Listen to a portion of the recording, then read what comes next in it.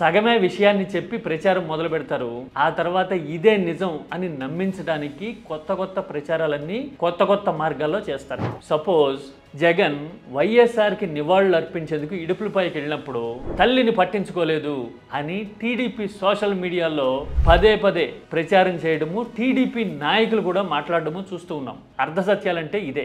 అదిగో స్క్రీన్ మీద చూస్తూ ఉన్నారుగా. అసలు నిజానికి ఏం జరిగింది అనేది ఆ ఫుల్ వీడియో చూస్తే విజయమ్మ జగన్ని పలకరించడము, వాళ్ళిద్దరూ మాట్లాడుకోవడం, విజయమ్మ జగన్ని ముద్దాడడం కనపడుతుంది. కొడుకునే కాదు కోడల్ని కూడా అత్తగారు ముద్దాడిన అరుదైన సన్నివేశం కూడా ఇందులో ఉంది. నాకున్న అబ్జర్వేషన్ ప్రకారం అయితే ఏ అత్త కోడల్ని అంత దగ్గరికి తీసుకున్న సందర్భాలు కనిపించవు, చాలా అరుదు. అలాంటివన్నీ అక్కడ కనపడితే విజయమ్మని జగన్ అలక్ష్యం చేశారు, పట్టించుకోలేదు, అసలు తల్లినే పట్టించుకోని జగన్ అని పార్టీ అఫీషియల్ హ్యాండిల్స్లో పోస్ట్ చేయడమే కాదు, టీడీపీ నాయకులు కూడా నేరుగా మాట్లాడడం చూస్తూ ఉన్నాం. ఒక తల్లి అవమానపడితే ఇది దుష్ప్రచారంలో ఒక చాప్టర్ అనుకుందాం.